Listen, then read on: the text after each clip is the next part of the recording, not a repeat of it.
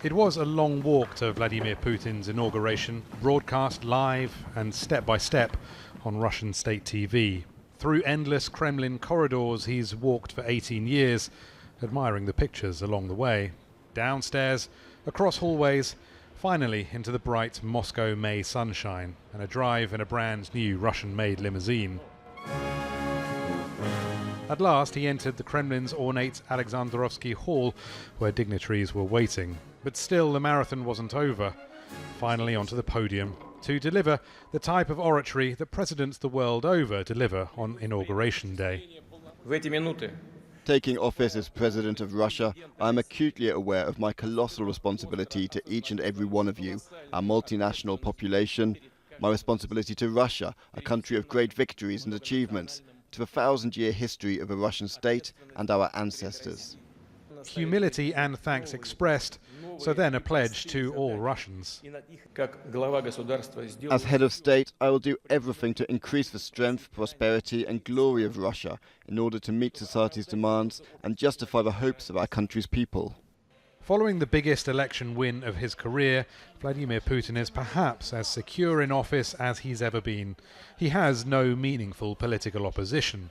Despite the arrest of thousands of anti-government protesters and his critics, he's cultivated a father of the nation type persona. But though the sun shines, clouds still gather on the horizon. Once the carefully choreographed theatrics of a glorious inauguration ceremony have faded from memory, Vladimir Putin will have to address two key questions. One is what happens next at the end of this 6-year term when constitutionally he has to step aside from the presidency? And also, can he continue to use an assertive foreign policy to distract from Russia's persistent social and economic problems? Political analyst Dmitry Oreshkin has his doubts. There's cognitive dissonance. We've been raised from our knees, therefore we should live better, but instead we live worse. That means Putin will have to restore the economy, but the economy has its own restrictions. Russia's lost its status as a reliable borrower.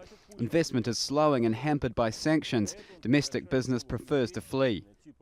And as for what happens in 6 years' time, no one yet knows. In 2008, Putin temporarily swapped jobs with Prime Minister Dmitry Medvedev to sidestep the constitutional limit. Theoretically, he could repeat the trick in 2024. He's just announced Medvedev is staying on as Prime Minister. Whether Putin does or doesn't, few believe Putinism will end when his presidential term finishes. Rory, Challands, Al Jazeera, Moscow.